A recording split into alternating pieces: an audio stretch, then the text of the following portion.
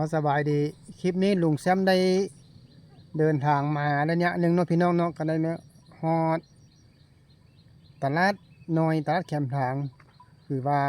ห้านสะดวกซื้อจักได้ยังกระซอกเอาในพี่น้องไปเบิ่งมันจะมียังใดจักได้ยังไปกินจักเล็กจักน้อยแต่มันตลาดนี้มันเพราะว่ามันตลาดมันติดหนทางแล้วก็จักค่ายเครื่องค่ายอาหารกันจักแพงเด้เบิ่งก่อนอันได้เป็นตาซื้อตาเอาก็บีเอาบ่เป็นตาซื้อก็อีบ่เอาเพราะว่ามันจักแพงเพราะว่ามันได้ค่ายดีมันติดทางละคนกะแวซื้อดีใช่นะลุงแซมจะพาพี่น้องไปแวเบิ่งแซมเอาไปแวเบิ่งตลาดพี่น้องจะมียังกินจะมียังเบิ่งบ่ตลาดบ้านนาอุ้มบ้านนาอุ้มไปแวเบิ่งตลาดมียังกินบ่เนาะ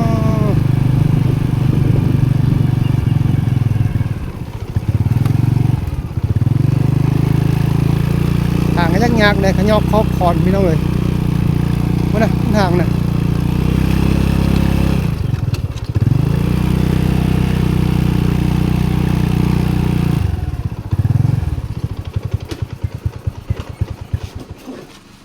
ยังกินเนาะ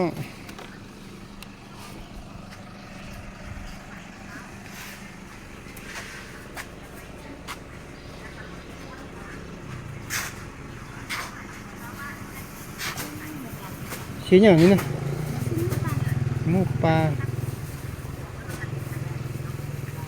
โอ้มีชิ้นหมูปลามีน้ำผึ้งก็มีพี่น้องน้ำผึ้งนี่มันน้ำผึ้งแห้จนมันคุ้นดีเนาะบ่ใส่คือบนอื่นใส่เข้าอีผลเตี้ยนี่มันคุ้นอยู่เพิ่งมันก็ขึ้นเพิ่งเนาะเป็นผึ้งอยู่เนาะก็เท่าได้นี่นะเส้นหาย เส้น5ยังแข็งอยู่เนาะเอาไปหลุดนะเอาเส้นซีดเราบ่งกันยังแดงกินหมูปลาแห้ง เส้นแห้ง อันยังไปกินเนาะกินหมูปลาค่ายใช่ได้ไหม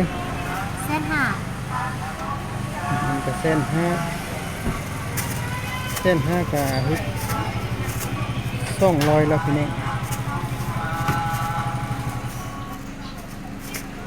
200กับ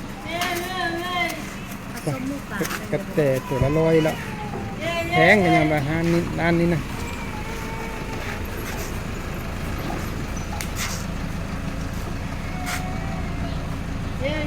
ไม่ได้เครียดได้ขึ้นไปกินบะหมี่เนาะมันแพงบอกอย่างเขาเลยเนาะพี่น้องบอกอย่างมัน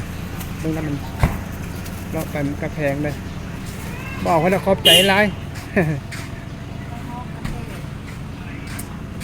มึงเขาได้อันกาแตนะนี่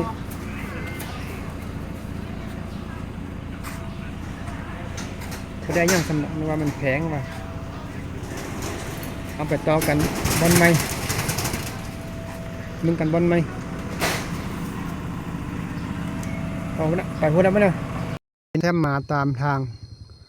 มาฮอดบานโผนสะอาดจะมีผ้าตัวหนึ่งพี่น้องผ้าติดกระมนทางผ้าต้องสูงเป็นผู4-5 หน่วยจะเป็นผ้าคือเป็นผ้าไฟเดียวเพราะนั้นจะเป็นผูลงไปนี่จะเป็นผ้าอยู่ตีนอยู่ติดหนทางเชิงหนทางนี่จะเป็นผ้าสูงแต่มันปงใบไม้ปงใบแล้วพี่น้องจะบ่เห็นดีจะบ่เห็นทักกันได้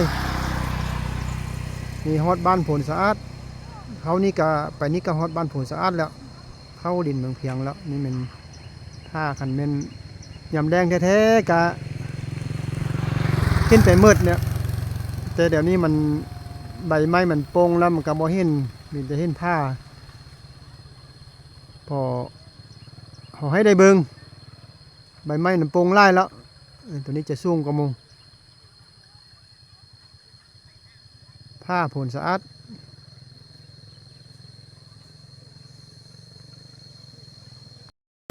คนทางจะไป ฮอดเข็ดบ่มันยากแล้ววันนี้นะ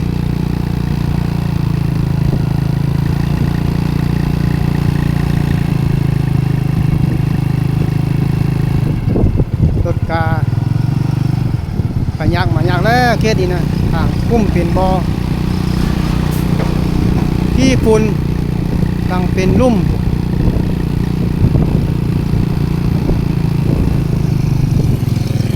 เอาคำมันดินหลายหูหลายตากาข้อโทษเนาะพี่น้องเนาะเพราะว่าทางมันยากเลย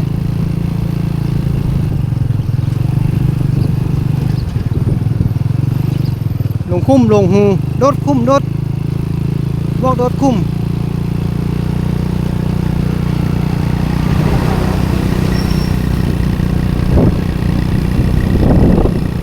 รถใหญ่มีแต่รถใหญ่รถยาวๆตั้งเครื่อง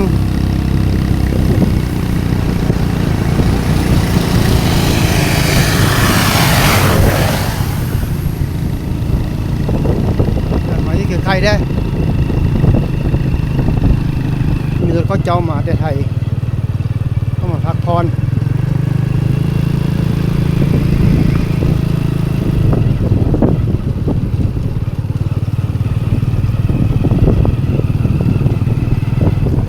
หมดเช็ดยากแล้วหนทางเนี่ยเช็ดเนี่ยเทพังไปหมดแล้ว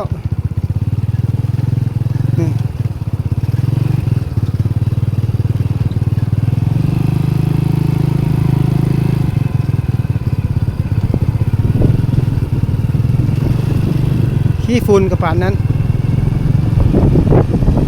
แซบตาหมดแล้วพี่น้องเอาพี่น้องลุงแซมมาเตะเกินเท้ามาแวบ้านกินข้าวมาเตะเกินเท้าแล้วมาแวบ้าน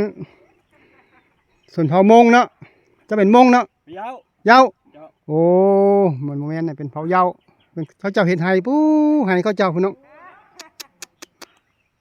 โอ้พอเจ้าอยู่บ้านคุณพรบ่บ้านนั่นก็บ้านยังคำมันยังคำโอ้มันจะเป็นยังคำพุ่นนะไก่เนาะไก่เหรอมาลูกชายอยู่บ้านกูพรนี่แล้วมาพักอยู่โอ้นั่นอันนี้ดินไทยน่ะดินนะตัวนี้อิสยางจะได้น่ะโอ้ดินเจ้าโอ้ได้ดินไก่เนาะดินไก่เดี๋ยวซื้อน้ำเข้าด้วยซื้อน้ำเข้าฮอดพุ่นบ่โอ้ต้องไปซักฮั่นโอ้พี่น้องส่วนเผาเย้ามาแต่มันยังคำเมืองเพียงหมดแล้วเขาเจ้ามาเฮ็ดให้พี่มาพ่อเพิ่นห้ามเพิ่นเรามันมงลำบ่แม่นเย้าเฮาส่วนเฮาอีเมียนเนาะเฮาอีเมียนเพิ่นไปเฮ็ดให้มันปฏิกายเนี่ยบ่ได้หลายว่าซั่นมันทึกเด้มันมีราคาก็พอได้เนาะมันบ่มีราคาเนาะนี่เพียงเหินนอนนี่นอนที่ปะกินข้าวซอยนอนที่บ่นอนบ้านน้องสายพุ่นโอ้ตัวสั่นแท้พี่น้องเลยขึ้นในเบื้องไห้เขาเจ้าสั่นแท้สั่นว่าเขาเจ้าโลกมันไปเบิดละมันจะให้เป่าให้ส่วนเผาอยู่เมียนหรือว่าส่วนเผาเยาแต่ก่อนก็เอินเยาแต่นี้เขาใส่เปลี่ยนซื้อใหม่เป็นส่วนเผาอยู่เมียนลุงแซมขึ้นมาถึงภูพี่เฮ้ยเมื่อยโอ้มุมสูงโอ้เฮียก็ให้นะพี่น้องเลยให้สั่นมาสั่นก็ให้อ่ะคุณน่ะทางรถ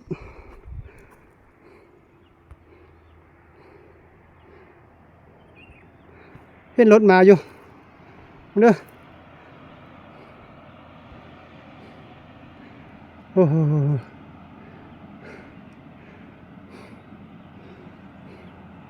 เช่นรถดังมาบ่ฮอดจักเทื่อแซมขึ้นมาเข้าลกเอาให้เกาลกให้เกาจะบ่ฟันให้เต็มบ่มีให้อีกฟันบ่มีปลาอีกฟันแล้วพี่น้องจะได้ เอาลังเก่าละปีหน้าเพิ่นว่าเพิ่นสิใส่มาใส่ยางแล้วว่าซั่น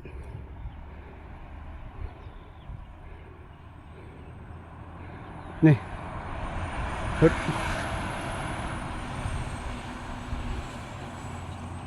รถแล่นไปละหุ่นละลุงแซมไปหุ่นละพี่น้องบอลโรซี่เขารถข้าวไปหุ่นละนี่มันใช้สัญญาณโทรศัพท์ช่องอ่านเฮียงกัน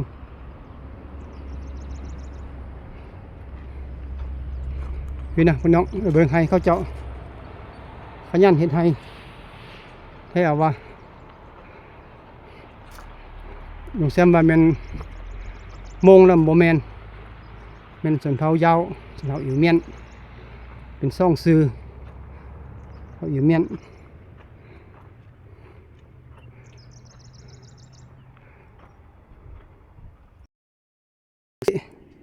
หูจันไปแล้วสันแท้สันว่าอันนี้เขาก็เพิ่งว่าสันเขาก็ให้จน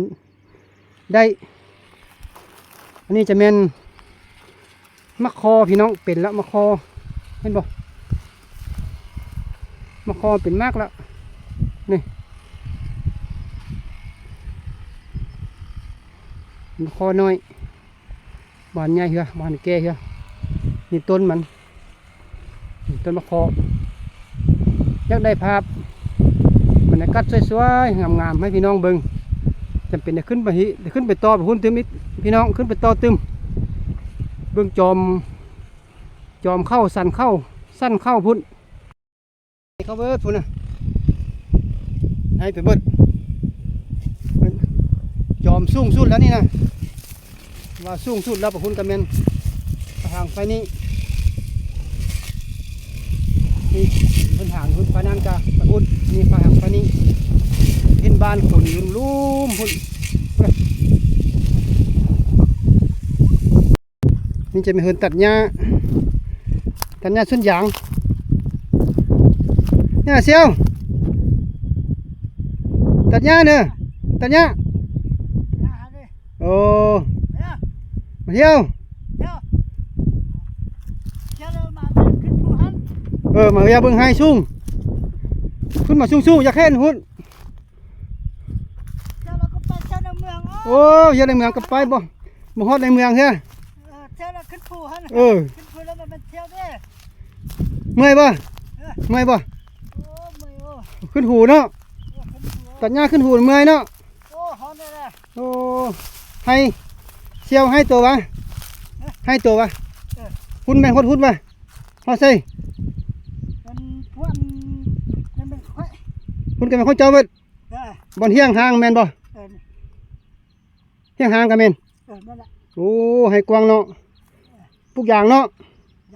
เดี๋ยวจักปีแล้วได้1 ปีแต่ว่ามันบ่งัดฮะมันบ่งามเฮ้ยมันปลูกได้1 ปีมันยากฮะปลูกได้1 ปีจักพันโอ้พันไปโอ้เป็นมงไหมโอ้มงลุมมันยาวเนาะบ่ลุมมันน่ะมันต้นหั่นน่ะมันยาวอันนี้มันมงจักคนมันตัดหญ้าจักคนโอ้หลายคนตัดหญ้าซอยกันเอาแหงกันเอาแหงกันเอาตัดนี่บ่แล้วตัดเลยนี่บ่แล้วเอ้าแมงหึ่งนี่ก็ได้มาซะมาเตะกันเท้าเนี่ยแล้วมาเตะกันเท้าเราไปสัญญามาผู้เดียวจักคนผู้เดียวจัดมาเตะรถหน่อยไปจักตัดหญ้าอย่างพี่น้องโอ้อันนี้ทำเป็นมงลุมทำเป็นยาวคนละเผากันอย่างลุมก็มี2-3ผลตัดลุมหุ่นเห็น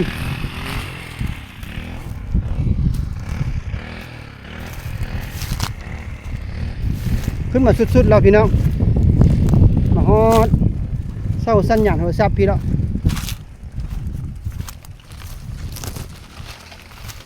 ขึ้นนี่พี่น้องเบิ่งวิวธรรมชาติวิวทัดให้มงให้เหย้ากับมงอยู่นำกันลื่นมาแรกๆคุณมันให้เหย้าให้ส่วนเผาอิ๋วเมียนที่มันหมานี่มันมงมันทางลุงแซมจะไปขึ้นมาไก่เฮไก่บ้าพี่นะพี่น้อง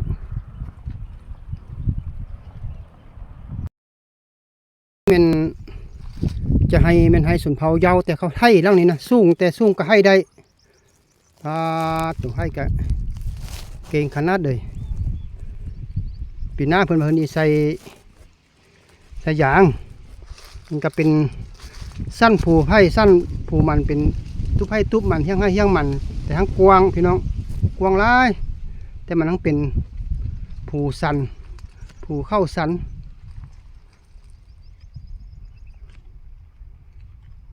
เพ็ดให้ใส่ผูเข้าสันก็เพื่อว่ามันก็เปลี่ยนแนวไม้เขาอย่างใส่ไล่แล้วจะบ่ใส่เข้าจะบ่ใส่มันแล้วปีนี้เขาจะเปลี่ยนไล่แล้วมันห่างรถลุงแซมลงมาแล้วจะลงไปเฮี้ยงเขาเจ้านี้เฮี้ยงนี้เป็นส่วนเผาเหย้าส่วนเผาอีเมียนถ้าเขาเบาหนึ่งส่วนเผาอีเมียนหรือส่วนเผาเหย้าหรือว่ามงนี่เขาจะเบาเขาหมูจักซื้อเขาจะบ่เอิ้นหลุงจะบ่เอิ้นหอยใหญ่จะบ่เอิ้นปลาเขาจะเอิ้นหนุ่มหรือแก่หรือเฒ่าเนาะหนุ่มน้อยสันใดเขาจะเอิ้นเซียวไปเบิดถือว่าซ้ำกันเซียวนั่นถือว่าแทนซื้อเขาเจ้าเขาเอิ้นเขาหมูจักซื้อเขาก็เอิ้นเซียวเขาเอิ้นเขาบ่ฮู้จักซื้อเขาก็เอิ้นเซียวปรัสนาคันว่าเซียวหรือว่าเข้าใจกันแล้วเขาบ่หมูจักซื้อเขาแซมจะลงไปนี่เห็นเขาตุ๊บหอเห็นเต็บลังตุ๊บมันสั่นเกินจะลงไปนี่ลงยากมันสั่นเมื่อยป้าไปฮอดให้อันเราสูงพุ่นน่ะเขาตัดหญ้าพุ่นน่ะเอาขอบใจผู้ได้นอนนี่นะมิเชียว ห้าก็นอนนี่นะว่าน อนนี่บ่มือกับไปนอน บ่มือก็นอนบ้านบ่มือก็นอนนี่โอ้ได้กระฮอกกระแตกินบ่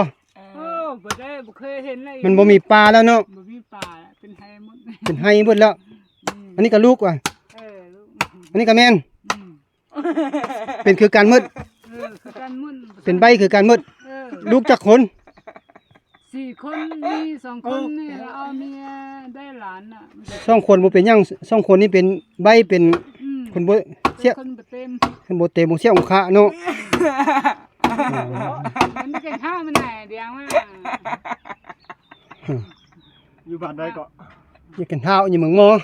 ป่าตัวมาไกลอยู่เนาะ เหี่ยวมาอันนี้ละอ๋อ โอ้ย ไปหยังฮอดที่ มาเหี่ยวบ้านเกิดอยู่น่ะแคมเนี่ย บ้านเกิดอยู่บ้านห้วยบ้านหุลึกพุ่นน่ะราช14พุ่นน่ะ เจ้าน่ะ นี่ก็นี่แม่ฮะก็ ว่าบ้านเก่าบ้านเกิด บ้านเกิดบ้านเก่ายอด14หุ้นแล้วมาเอาเมียมาย้ายมาอยู่เวียงคำแล้วเฮ็ดให้อยู่นี่ แต่ก่อนนี้ ก่อนนี่อยู่หั่นน่ะเพิ่นหนีไปอยู่ อพยพมา อยู่ไปอยู่ไทย โอ้ กลับขึ้นมา อืม กลับขึ้นมาอยู่บ้านยังคำ ไปอยู่ไทยมาแล้วไปอยู่ศูนย์ได้อยู่ไทยน่ะ ศูนย์น้ำยาวเด้อก็ศูนย์เชียงคำเด้อ ศูนย์เสียงคำนี่จังหวัดได้วัดพะเยาเนาะ แม่ผมให้ง่ายแล้วนะ เขาเจ้าอยู่เป็นชนเผ่าเยาพี่น้องเราอพยพมาย้ายบ้านกลับคืนมาเนาะมาอยู่ศูนย์จักปี 18 ปี ปลายปี ป้าได้ อยู่ศูนย์18 ปีเด้อพ่อแม่มันบ่อยากไปสหรัฐเลยพากัน แล้วเขาคนอื่นไปบ่ โอ้ไปพี่น้องเฮาก็ไปลาวไปเบิดเลย คันอยากไปก็ได้ไปแม่นบ่ พ่อแม่อยากไปก็ได้ไปนั่นแหละพ่อแม่บ่อยากไปนั่น โอ้ กลับมาลาวอยู่ไปบ้านเกิดบ้านเฮานี่อยากกลับมาลาว ช่างเขา อยากกลับมาลาวแล้วฮู้ไปนำกันก็มีเงินมีคำบ่อยู่นะ มีผู้เขาอยู่คุณเขาก็มี เออ เขาก็มา เข้ามา เยี่ยมมายามบ้านเฮาเนี่ย เขาก็มาบ้านโยมบ่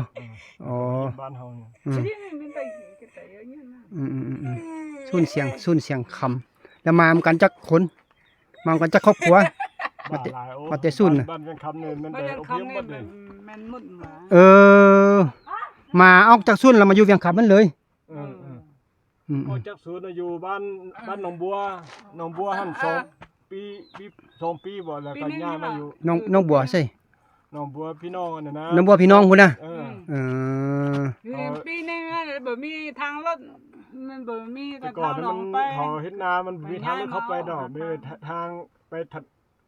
ทางคนไปขนาไปมันบ่มีทางรถ เขาจัดสรรให้อยู่หั่นแม่นบ่ เขาจะสั่นไว้อยู่หั่นล่ะเฮาเอา ที่สุกเนี่ย ให้บ้านเฮาเขามันที่ว่ามันบ่มีทางเข้าเลย มากันย้ายหมด ง่ายมาลงอยู่บ้านยังคำ อืมบ้านเวียงคำนั้นพวกเจ้าที่มาตั้งบ้านก่อนหมู่แม่นบ่ แต่ก่อนแล้วก็แม่นว่าแต่ก่อนแล้วก็มันเป็นอันห้องเฮียนเก่าแต่ก่อน เออโรงเรียนเก่า เออ โรงเรียนมหานิยมเก่านะ เออ พวกเจ้ามาก่อนหมู่นบ่ แต่ก็มาก่อนท่านโอ้ โอ้ มาก่อนแล้วเขา จะได้ดิน เขาจัดสรรให้บ่เขาปั่นดินให้บ่ จัดสรรอยู่ฟักเพียงเขาเนี่ยจัดสรรว่าผู้เล็กผู้น้อยมันก็บ่ได้มันเฮ็ดหยัง เดี๋ยว ก็ ไทยนักแคมยันหมดละบ่มีแล้ว แล้วนี่นานแม่นนาพวกเจ้าอยู่นาแคมเอานะเนาะดินพวกเจ้าเนาะดินอยู่นาแคมฟักน้ำเพียงนะ ไม่ว่าเฮ็ดดินบ่งามเฮ็ดบ่ได้กินแน่มันแต่ ทางรัฐเขาจัดสรรว่าอยู่ฟักเพียงหั่นน่ะเฮ็ด แต่กี้มันบ่มีทางอีกไปเนาะ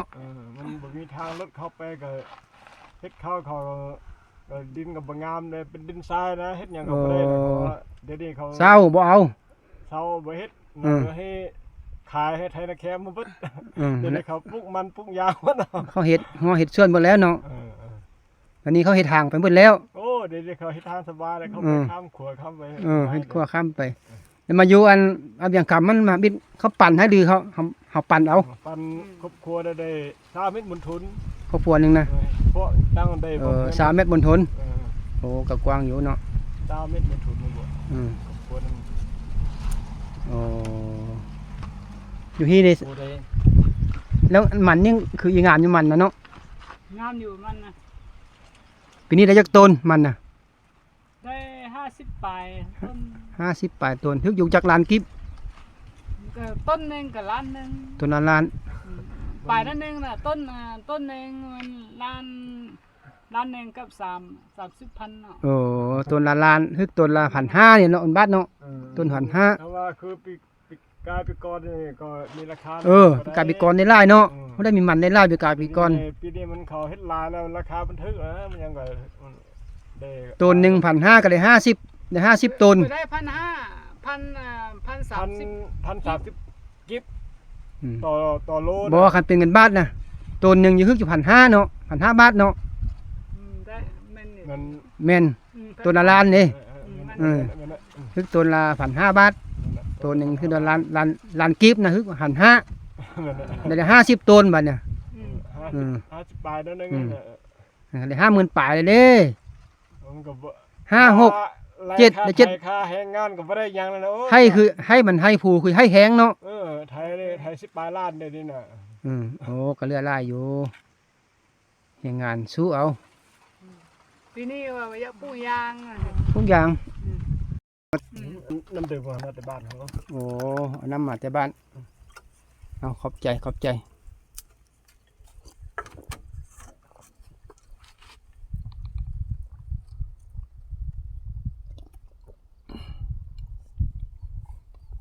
คนนั้นไปก่อนอีไปเดินทางต่อกัน จ้า เด้อ สวัสดี อีไปก่อน สวัสดี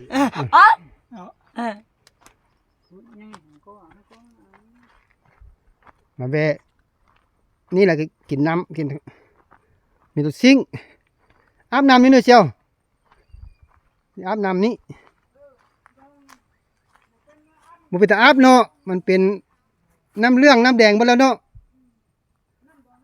น้ำบ่งามเป็นน้ำคำน้ำพองไปแล้วแค่เขาจะนอนนี่พี่น้องเซมมาแวนี่กลับบ้านก่อนต่อไปก่อนเอาคลิปนี้ก็จะจบคลิปเท่านี้ก่อนเนาะพี่น้องเนาะมาแวให้เขาเจ้าแวหนทางแวพี่น้องเผาเยาแวเฮามงแดเขาเฮ็ดให้